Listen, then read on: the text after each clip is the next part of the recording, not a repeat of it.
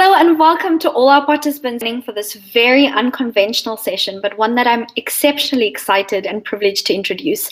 My name is Alia Baez and I'm a member of the speakers and content team for the Africa Summit this year. A bit of background to this first Art of the Revolution session is our team's intention to underscore the summit by inclusivity, translated into the themes, conversations, and questions relevant to Africans on the continent and across the diaspora into different mediums, including art. These mediums deliberately go beyond the conventional structure of the rest of the program, which include panels, workshops, and conversations. However, the session follows a public call on social media to rising artists on the continent and across the diaspora from all ages and using all mediums. As the art is exhibited in a short while, we encourage you to reflect on what each piece means to you and share reflections with your fellow participants in the chat room function or during the intermissions throughout the program. We thank every artist who submitted their work for the exhibition. The LSE Summit program is much richer for your participation. Enjoy!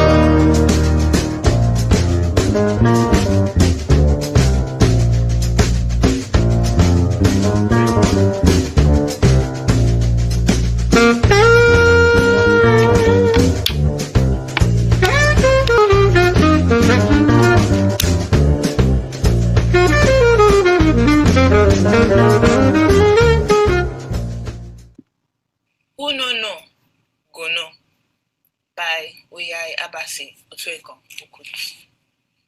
Kai! Kai! Kai! Look at us.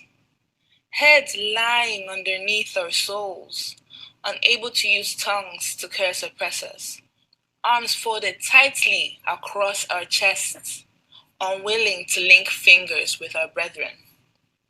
Look at us, scrutinizing what lies between each other's legs, as if when the cracks, melon or plantain, all knees no go kiss the hot sand.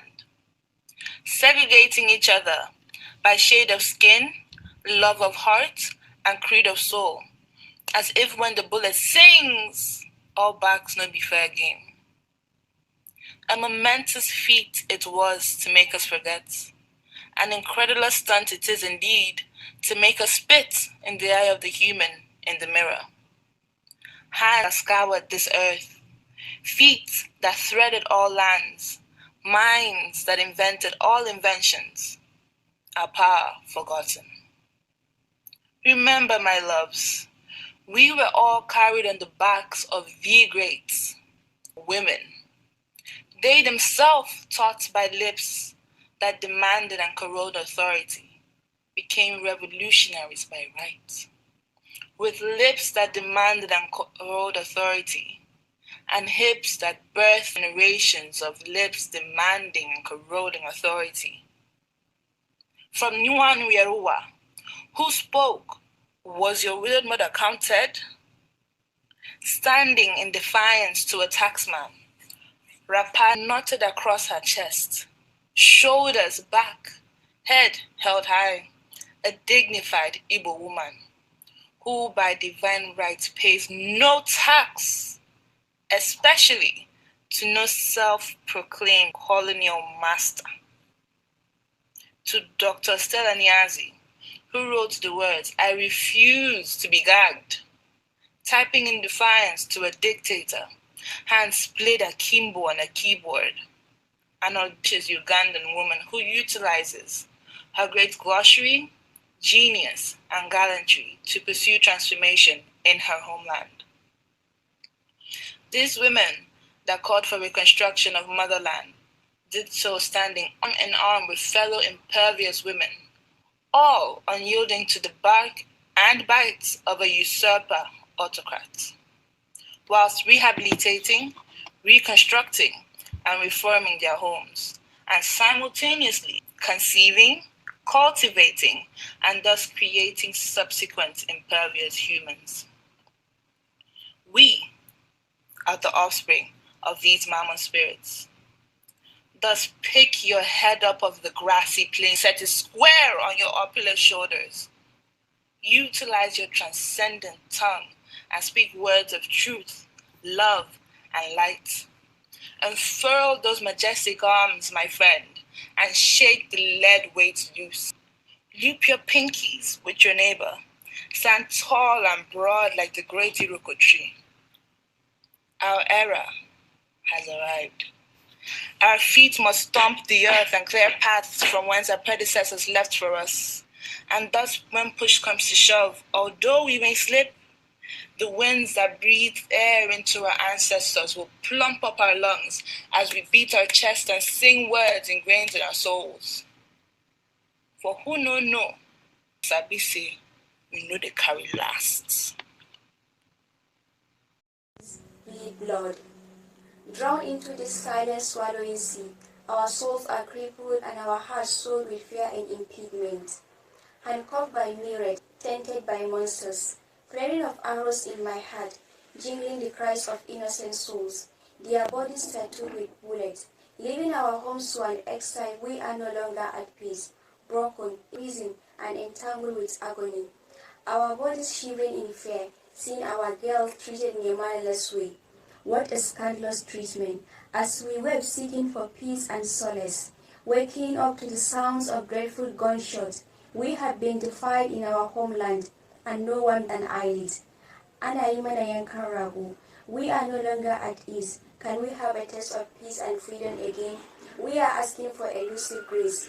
Muna waka da ganga da sarewa.